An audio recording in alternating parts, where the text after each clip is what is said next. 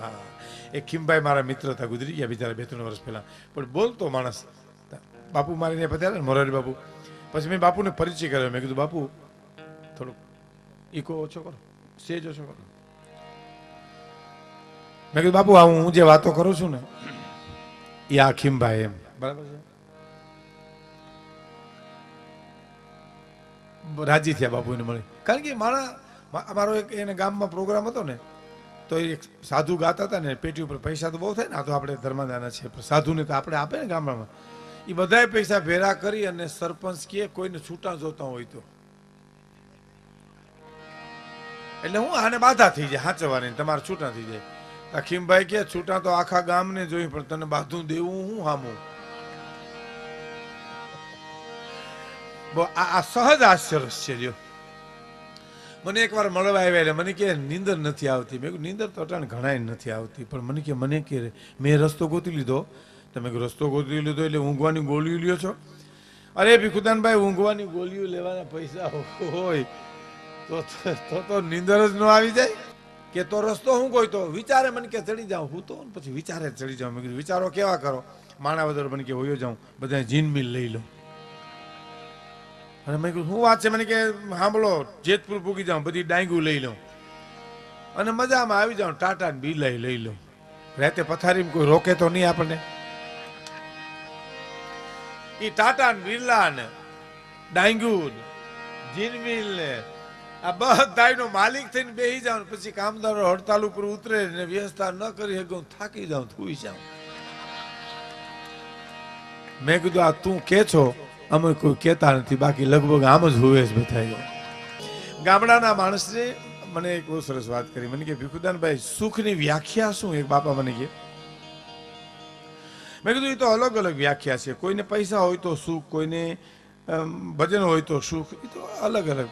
પણ એનો જે જવાબ આપ્યો એ મારે તમને કેવો છે. મને કે હું સુખ એને ગણું કે આપણને પોલીસ ન ગોતે ને આપણે ડોક્ટરને ન ગોતીએ. આવી ગયું બધું. લ્યો,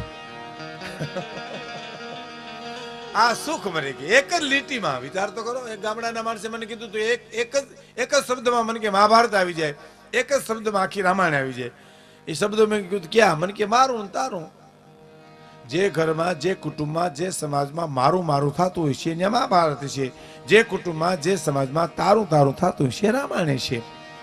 હે, કલકત્તામાં મારો ગુજરાતી સમાજમાં પ્રોગ્રામ હતો. એક ભાઈ આવ્યા મને સ્ટેજ ઉપર.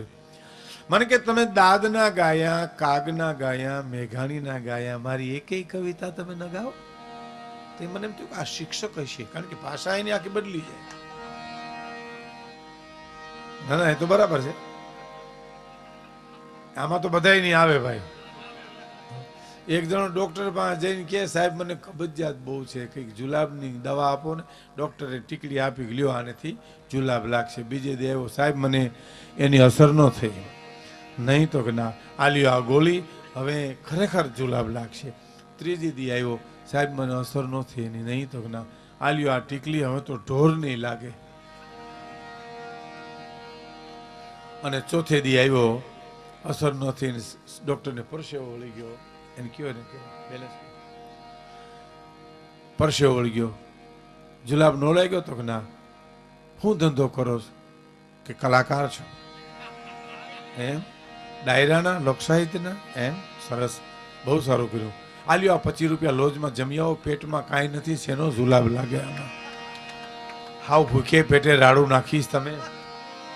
એ આમાં જુલાબ લાગે ક્યાંથી? અને ભાષા ઉપર શિક્ષક ઓળખાઈ જાય.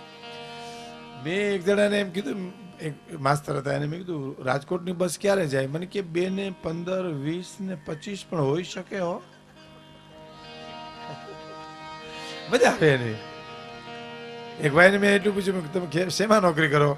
મને કે એશિયા ખંડના પૂર્વ ગોળાર્ધમાં ભારત નામનો દેશ છે, એના ગુજરાત રાજ્યના જુનાગઢ જિલ્લાના વંથલી તાલુકાના કણજા ગામે હું આસિસ્ટન્ટ શિક્ષક છું. એશિયા ખંડથી ઉપાડ્યું છે. એટલે મને કે તમે દાદની કવિતા બોલ્યા. એક માસ્ટર સાહેબને મેં કીધું બેટરી છે તમારી પાસે? આમ બત્તી? એનો ટોન જ ફરી જાય આખો. બેટરી હો આપું જ. અને બેટરી ક્યાં કોઈ દી તમે મારી પાસે માગી છે? પહેલી વાર માગી હું ન આપું? આપું, ચોક્કસ આપું. બેટરી જોઈ અંધારામાં પગ લથડી જાય, પડી જાય, હાડકા ભાંગી જાય, પણ સેલ નથી. માફ કરજો, બેટરીમાં સેલ.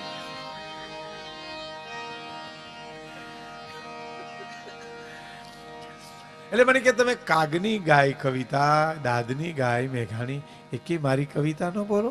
પહેલા હું કાઠિયાવાડમાં રહેતો તો, અત્યારે કલકત્તા છું. હવે અહીંયા અહીંથી ગયા છે કે કાઢ્યા છે, એ તો આ કવિતા સાંભળ્યા પછી ખબર પડશે.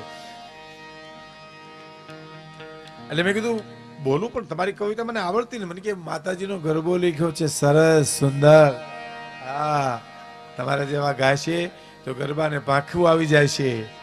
ગરબો સાંભળ્યા પછી તો અવસ્થા આવી જાય એવું છે. મેં કહ્યું મેને તમે બતાવો ને. મારી પાસે પેટી ખેંચીને મને એનો ઢાળ બતાવ્યો કે મને ચા વાલી, મને બીડી વાલી, ચા વાલી, મને બીડી વાલી, મને ઇત્તી વાલા બાબા, ચા વાલી.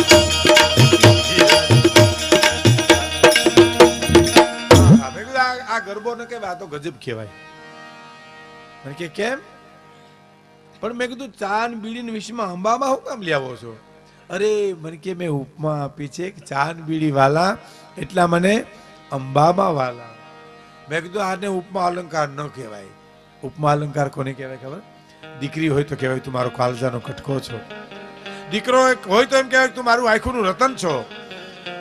ભાઈ હોય તો એમ કહેવાય તું મારી જમણી બા છો. પણ કોઈને એમ કહેવાય કે તું મને ડુંગળી વાલી એટલો વાલો.